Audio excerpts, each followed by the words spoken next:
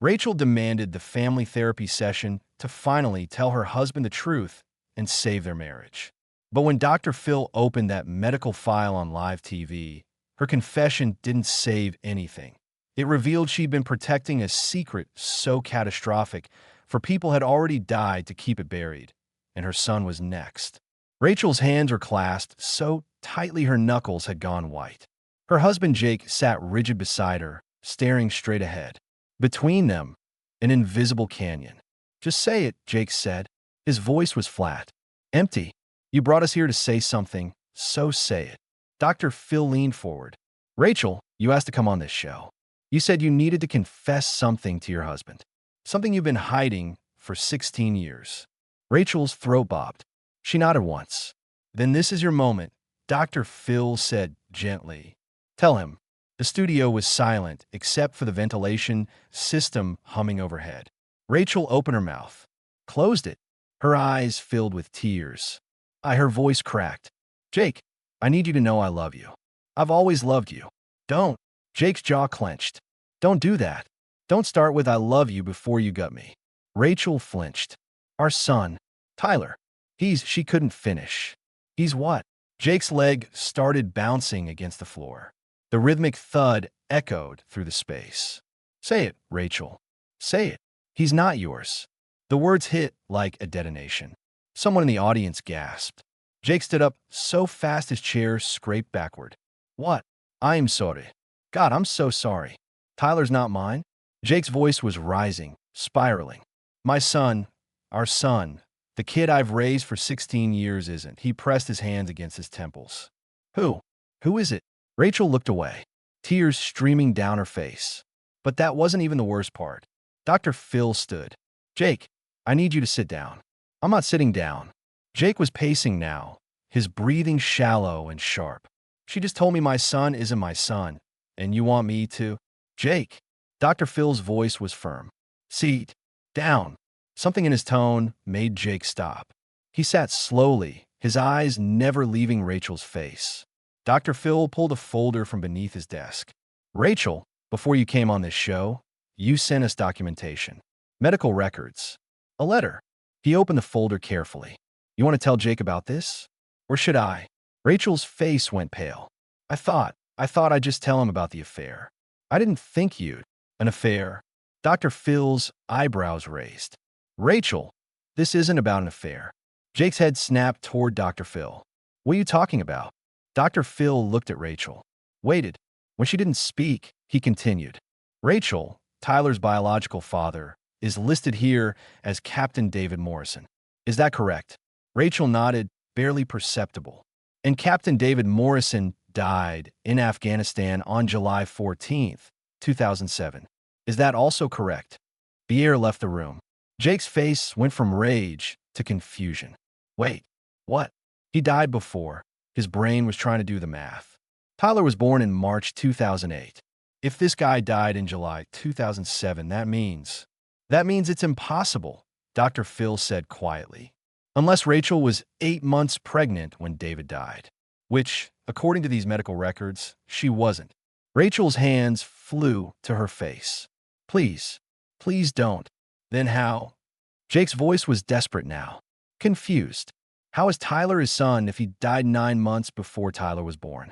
Dr. Phil's expression was unreadable. "That's what I'd like to know." Rachel was crying so hard she could barely breathe. "I didn't know what else to do. He was my first love. Before you, Jake. Before everything. And when he deployed, he asked me to," she hiccuped. "He asked me to keep a part of him. Just in case." Jake's eyes widened. "You're saying what? Sperm donation? Fertility clinic?" Rachel nodded. "So you got pregnant with a dead man's baby?" Jake's voice was incredulous. "After we were married? I didn't." Rachel shook her head violently. "I didn't plan it. After David died, I couldn't let go. And you and I were trying for a baby, and it wasn't working, and I thought maybe you'd use your dead boyfriend's sperm without telling me." Jake stood again. "Are you insane?" Dr. Phil held up a hand. "Jake, there's more." "More? What else could there possibly?"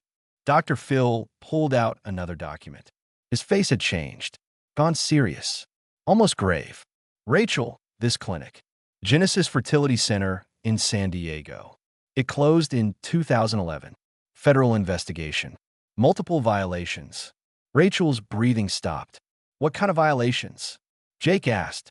Dr. Phil read from the paper. Unauthorized genetic experimentation. Unapproved embryo manipulation. Falsified medical records. He looked up. And 4 suspicious deaths connected to patients and staff members between 2009 and 2011. The studio went dead silent. Rachel's hands were shaking uncontrollably now. They said it was safe. They said they could. Could what? Dr. Phil's voice was sharp. Could make him better. Rachel's voice was barely a whisper. David had a genetic condition. Huntington's disease. Early onset. The clinic said they could remove it from his sample. Make sure our baby wouldn't inherit it. Jake sank back into his chair. Jesus Christ. But that wasn't even the worst part. Rachel thought she was protecting her son from a terrible disease. She didn't know the clinic had done something far worse. Something that had already killed 4 people who tried to expose it. And now, 16 years later, Tyler was showing symptoms no one could explain. Drop a comment. Would you risk an illegal procedure to save your child from a genetic disease? Dr. Phil sat down heavily. Rachel, when you contacted this show, you said Tyler's been having medical issues. Unexplained seizures. Rapid cellular degeneration. Is that correct? Rachel nodded, tears streaming. He's been in and out of hospitals for 6 months. They can't. No one can figure out what's wrong with him. Have you told them about the clinic? Dr. Phil asked. I can't. Rachel's voice was desperate. Don't you understand? If I tell them, they'll want to investigate. They'll find out what Genesis did. And the people who shut down that clinic, they weren't law enforcement. They were what? Jake demanded. Rachel looked at him, and her eyes were hollow.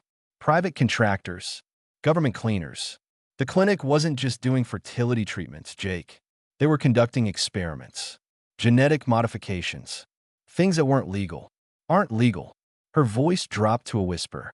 And everyone who knew about it, staff, patients, even some of the kids, they died. Car accidents. Sudden illnesses. One woman just disappeared. The audience was frozen. No one moved. Dr. Phil's face had gone pale.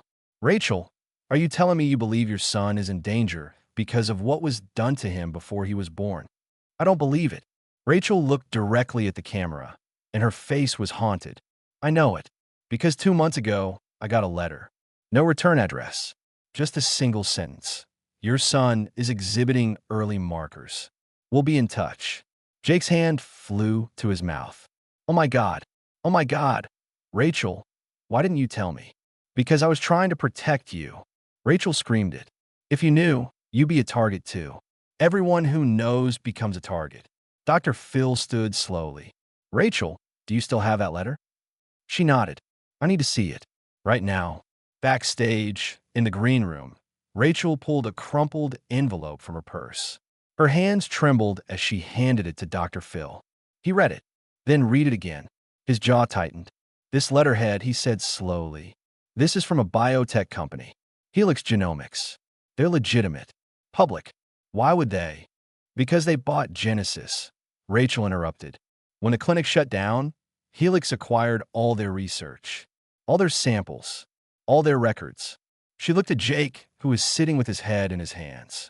They owned Tyler's DNA profile, and whatever they did to modify him, whatever experiment they were running, it didn't work. He's degenerating, and they want him back. Back? Jake's head snapped up. What do you mean back? Rachel's face crumpled. They want to study him. See what went wrong. They've been watching US, Jake. Watching Tyler. Waiting. How do you know this? Dr. Phil asked. Because our neighbor told me. Rachel's voice was hollow.